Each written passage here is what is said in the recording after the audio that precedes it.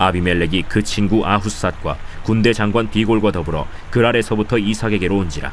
이삭이 그들에게 이르되 너희가 나를 미워하여 나에게 너희를 떠나게 하였거늘 어찌하여 내게 왔느냐? 여호와께서 너와 함께 계심을 우리가 분명히 보았으므로 우리의 사이 곧 우리와 너 사이에 맹세하여 너와 계약을 맺으리라 말하였노라. 너는 우리를 해하지 말라.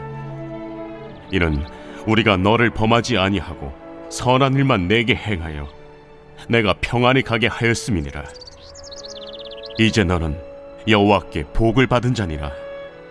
이삭이 그들을 위하여 잔치를 베풀매 그들이 먹고 마시고 아침에 일찍이 일어나 서로 맹세한 후에 이삭이 그들을 보내매 그들이 평안히 갔더라. 리차드 니부어라는 신학자가 있습니다.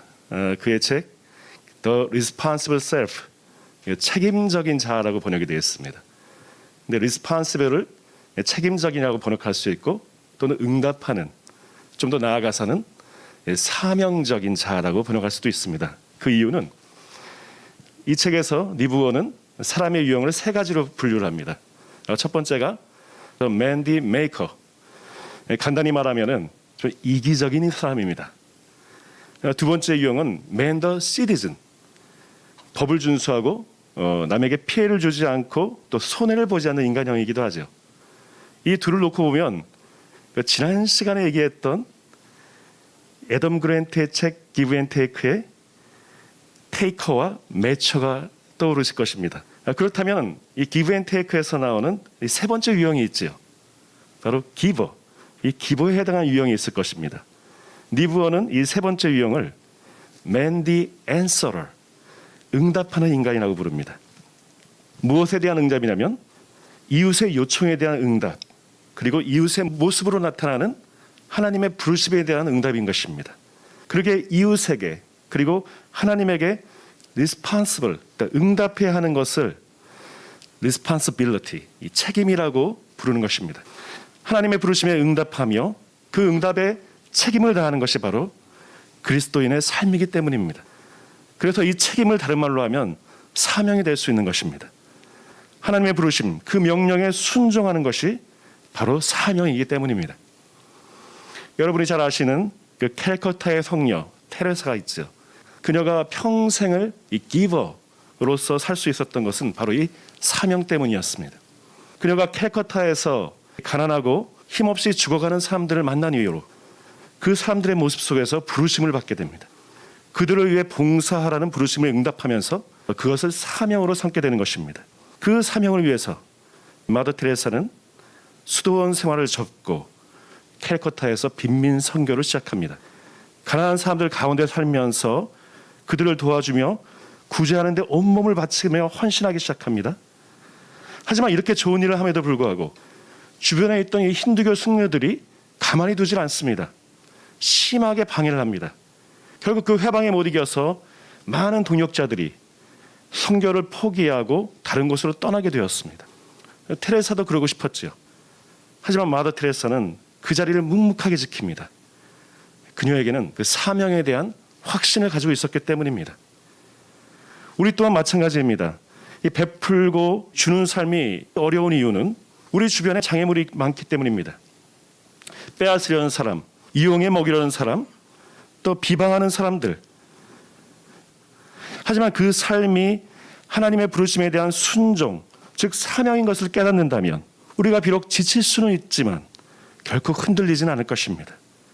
그것은 우리가 주님의 부르심에 responsible, 응답해야 하는 것, 그것은 이미 주님께서 우리를 부르실 때에 responsible, 응답할 수 있는 능력 또한 주시기 때문입니다. 사명에는 책임과 의무도 있지만 능력도 함께 주심을 믿으시기 바랍니다. 내게 능력 주시는 자 안에서 내가 모든 것을 할 수 있느니라. 이 고백이 우리 원주 연세의료원 공동체의 고백이 되기를 주님의 이름으로 축원합니다. 자, 그렇다면 지난 시간에 이어서 우리에게 또 다른 의문과 도전이 생길 것입니다. 예수님께서는 세상을 이기셨습니다. 주님께서 세상을 이기셨으니 저희도 세상을 이겨야 될 텐데, 이겨야 마땅할 텐데 실제 저희의 삶은 패배의 연속인 것 같습니다. 저의 마음은 선으로 악을 이겨내고 싶지만 실상은 거짓에 지고 모함에 당하고 작당에 상처받는 것이 일상다반사인 것처럼 보입니다. 그렇다면 우리가 크리스찬들이 어떻게 세상을 이길 수 있을까? 이 치열한 경쟁 사회 속에서 어떻게 호구가 아닌 기버로서 우리가 승리할 수 있을까? 애덤 그랜트는 그의 책에서 기버가 되기 위해서는 윈 루즈의 사고방식을 버리고 윈윈의 사고방식을 가져야 된다고 합니다. 뭐냐면 우리가 일반적으로 학교나 조직에서는 제로섬 게임이 팽배한 것이잖아요. 내가 더 가지면 남이 덜 가지는 것이죠.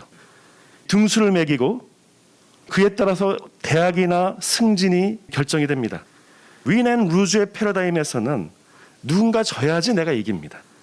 하지만 윈윈 패러다임에서는 나만 이기는 것이 아니라 상대방도 이길 수 있는 방향을 모색합니다. 제한된 그릇을 놓고 다투는 것이 아니라 그릇의 크기를 넓히는 작업을 하는 것이죠.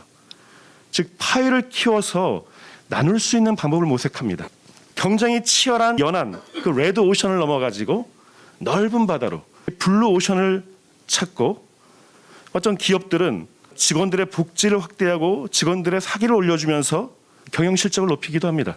조직에서는 성취하는 사람만이 위로 올라가는 것이 아니라 남의 성취에 기여하는 사람이 중요한 역할을 맡게 되는 것, 그런 것을 윈윈이라고 할 수 있을 것입니다. 그렇다면 크리스천들에게 윈윈은 어떤 의미를 가질까요? 윈윈 역시 크리스천에게 가장 중요하고 또 어려운 것이기도 합니다. 하지만 크리스천들에게는 그보다 더 중요한 것이 있습니다.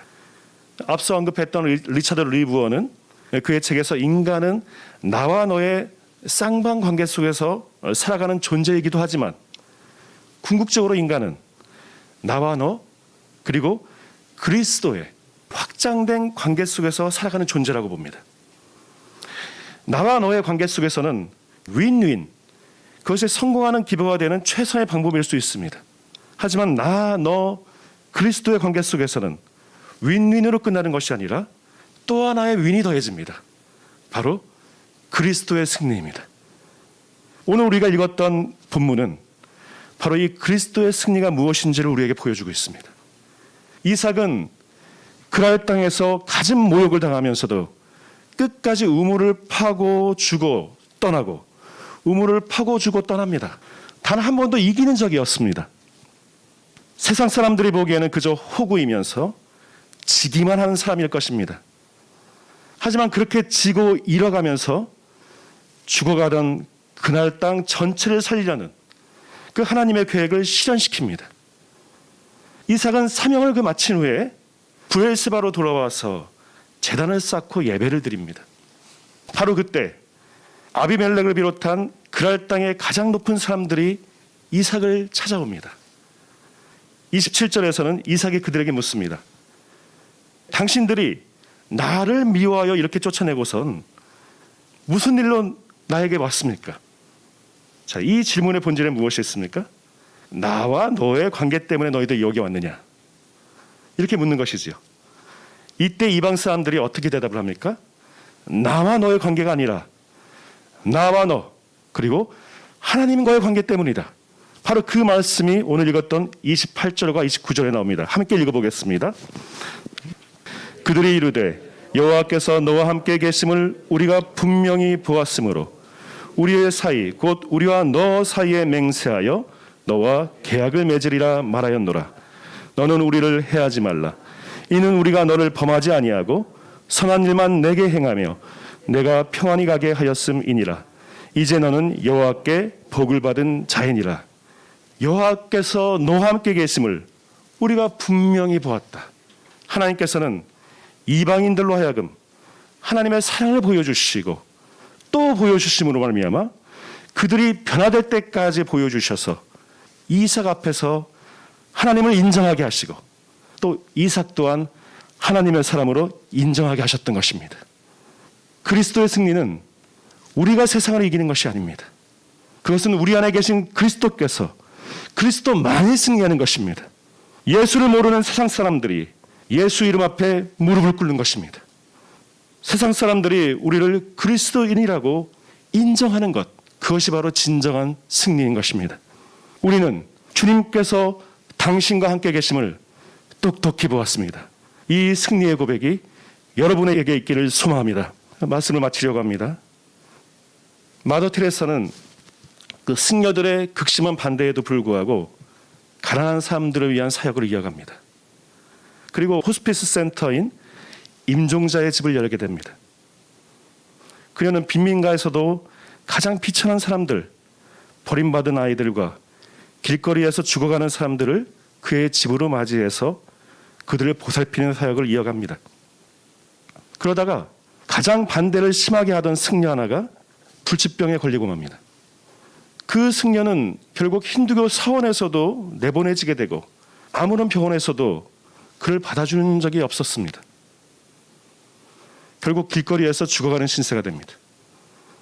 그런 그가 마지막으로 찾아갈 수 있는 것, 유일한 것은 마더 테레사의 임종자의 집이었습니다.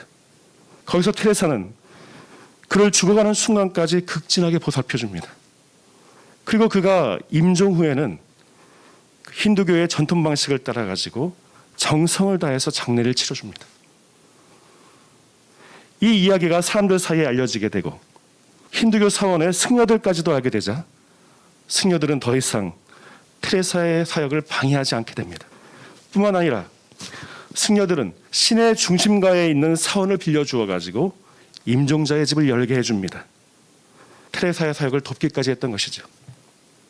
나중에는 인도 정부까지도 나서서 테레사의 사역을 장려하게 되고 테레사는 인도에서 가장 큰 선교센터를 설립할 수 있게 됩니다. 테레사의 보살핌을 받았던 그 승려가 죽기 전 마더 테레사에게 무릎을 꿇고 큰 절을 하면서 이렇게 말했다고 합니다. 내 평생 신을 섬겨왔지만 단 한 번도 내게 나타난 적이 없었습니다. 그런데 이제 이렇게 당신을 통해서 신의 모습을 보게 되었습니다. 예수님께서는 세상을 이기셨습니다. 그 이기시는 방식은 십자가를 지시는 것이었습니다. 사랑하고 또 사랑하고 죽기까지 사랑함으로 죄를 이기고 사망을 이기고 모든 미움과 원한을 무너뜨렸던 것입니다.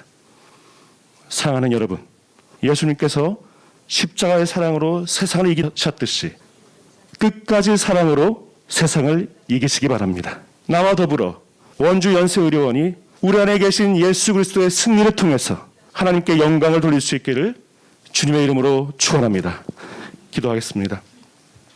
주님께서 저희 안에 계시기 전에 저희는 자신의 승리를 위해 살았음을 고백합니다. 이제는 십자가를 지신 주님이 승리하시기를 원합니다. 편안한 삶이 아닌 순종하는 삶이 되게 하시고 저희의 말이 아닌 주께서 말씀하신 것을 깨닫게 하여 주옵소서. 이제는 남들과 싸우는 것이 아닌 자기와의 싸움을 이겨내고 오직 주님만이 저희 안에 거하며 주님만이 승리하게 하옵소서. 예수 그리스도의 이름으로 기도합니다. 아멘.